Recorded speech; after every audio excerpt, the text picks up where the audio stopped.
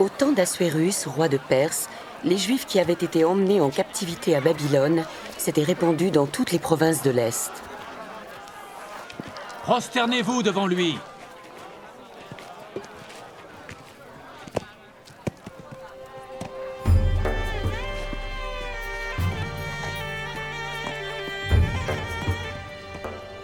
Certaines autorités haïssaient les Juifs, car ils ne se prosternaient devant aucun homme, mais n'adoraient que leur Dieu. C'était le cas de Mardochée.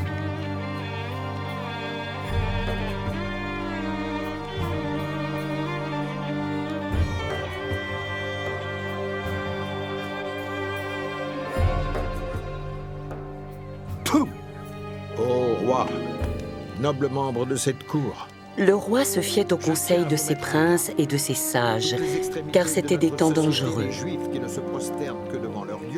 Pour sa protection, on décréta que nul, quelle que soit sa position, ne pourrait approcher le roi sans y être invité.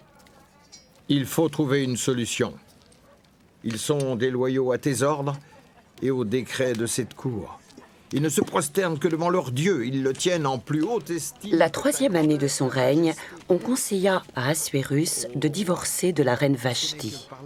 Après avoir cherché dans toutes les provinces de son royaume, il trouva une belle jeune fille et l'épousa. C'est ainsi qu'Esther accéda à la royauté. Et dont l'existence n'est pas prouvée. Que veux-tu que l'on fasse, Amam?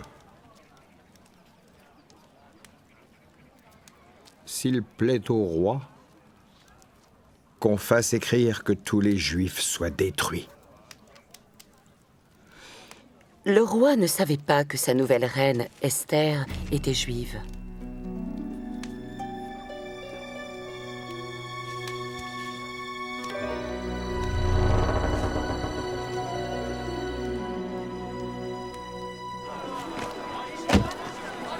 De détruire, de tuer et de faire périr tous les Juifs, jeunes et vieux, petits-enfants et femmes, et que tous leurs biens soient livrés au pillage. Après avoir lu le décret et entendu tout ce qui se faisait, Mardochée déchira ses vêtements, se couvrit d'un sac et prit le deuil avec tous les Juifs.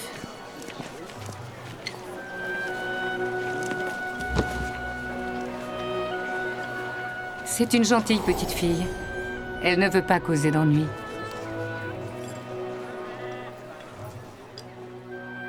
Bonjour, Esther. Bonjour. Tu es Mardochée? Le plus proche parent de sa mère? Le neveu de son père.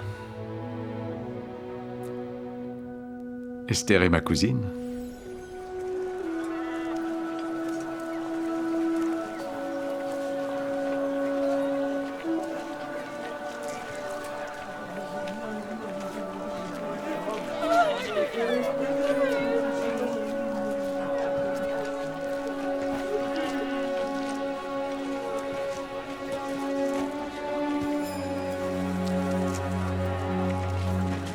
Les officiers du roi vont rassembler toutes les plus belles jeunes filles de chaque province du royaume, d'une vertu parfaite, et les conduiront au palais à Suse. On examinera la dignité de chacune d'être présentée au roi, qui en choisira une pour être sa reine.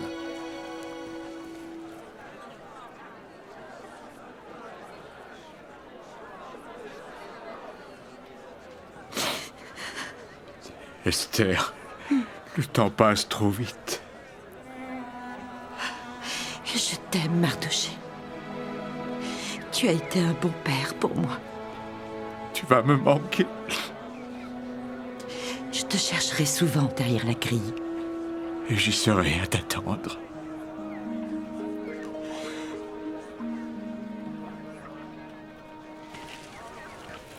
Il peut être sage de ne pas révéler ton ascendance.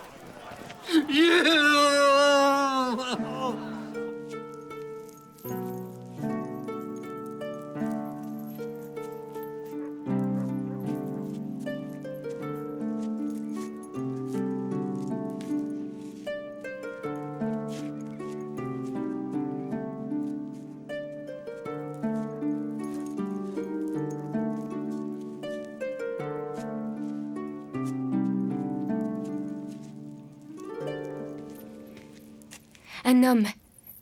Il est en deuil.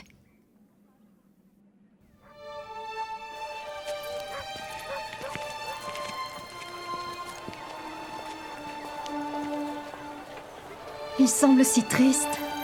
Il a peut-être perdu quelque chose. Ou quelqu'un. Il doit être juif. Il est vêtu comme un hébreu.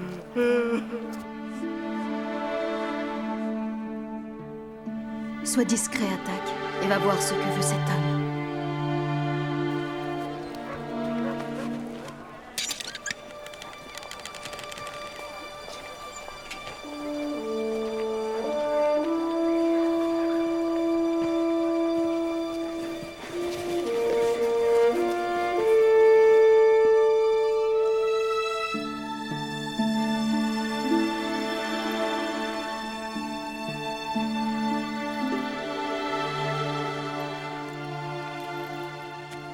Mon enfant, le mal abonde à la cour du roi. Aman a gagné le cœur du roi et a offert de l'argent pour les trésors du roi pour qu'il détruise les Juifs.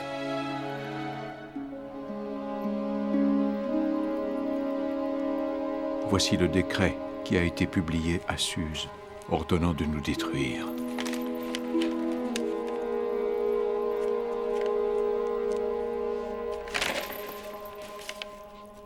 Pour le bien de la maison de ton père, je t'ordonne d'aller voir le roi et de le supplier en faveur de ton peuple. Mardochée,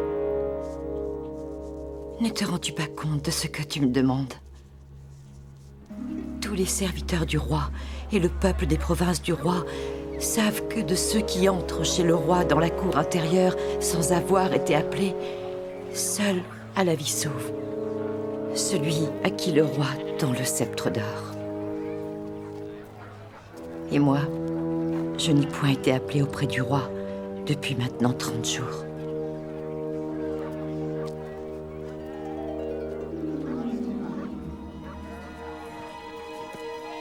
Ma reine, Mardochée te donne cette réponse. Si tu te tais, maintenant, alors, toi et la maison de ton père, vous périrez.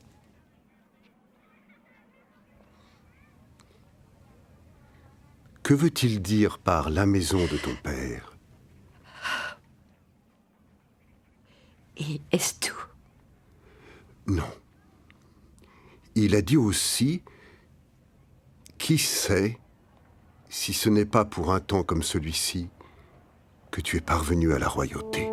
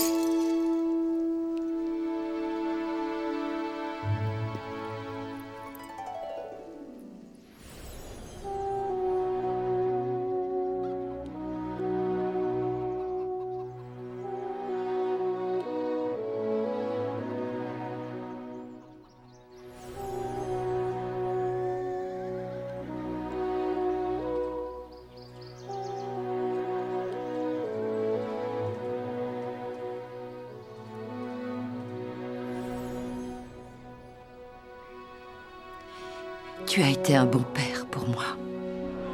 On examinera la dignité de chacune d'être présentée au roi. Le temps passe trop vite. Je te chercherai souvent derrière la grille. Ne révèle pas ton ascendance. Voici la reine Esther. Je t'ordonne d'aller voir le roi. Ne te rends-tu pas compte de ce que tu me demandes? Qui sait si ce n'est pas pour un temps comme celui-ci que tu es parvenu à la royauté.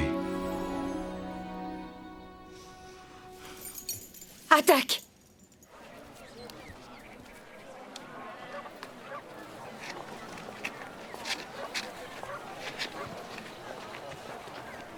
Mardoché, va, rassemble tous les Juifs qui se trouvent dans la ville et jeûnez pour moi, sans manger ni boire, ni le jour ni la nuit pendant 3 jours. Moi aussi, je jeûnerai de même avec mes servantes.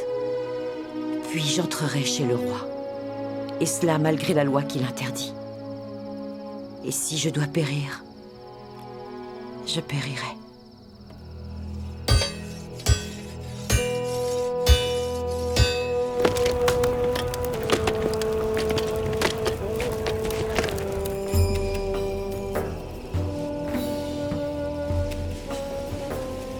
Vous tous, conseillez-moi.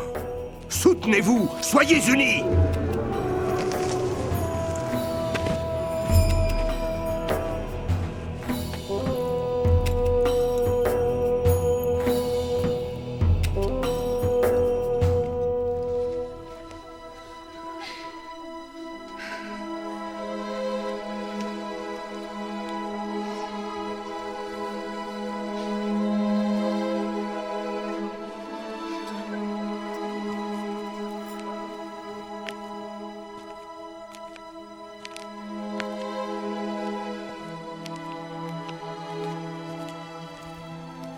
Nous en avons de nombreuses preuves. Les extrémités de notre cité sont envahies par une influence qui menace l'existence et l'avenir de notre royaume. Ce fléau, pour nous tous, ceux qui s'appellent Juifs, doivent être détruits. Ils sont déloyaux à tes ordres et aux décrets de cette cour, et ne se prosternent que devant leur Dieu, qu'ils placent au-dessus de ta majesté vénérée et de ton pouvoir. Les lumières dont nous jouissons grâce